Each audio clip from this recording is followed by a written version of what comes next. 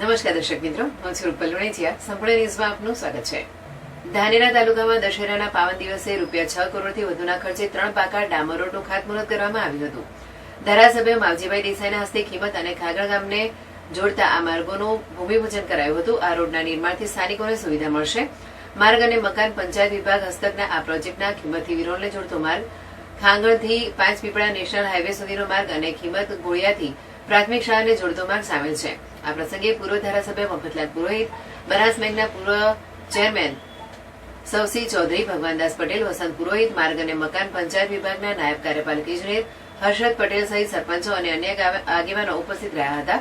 આ કાર્યક્રમ દરમિયાન ખાગળ ગામે જિલ્લા પંચાયતના પૂર્વ સદસ્ય સ્વર્ગસ્થ જુરાભાઈ વાલાભાઈ દેસાઈને યાદ કરીને શ્રદ્ધાંજલિ અર્પણ કરવામાં આવી હતી. ત્રણેય ગામના આગેવાનો અને ગ્રામજનોએ રોડ મંજૂર કરવા બદલ ધારાસભ્ય માવજી દેસાઈનો આભાર વ્યક્ત કર્યો હતો. કાર્યક્રમનું સંચાલન શિક્ષક હર્ષદ દેસાઈ દ્વારા કરવામાં આવ્યું હતું.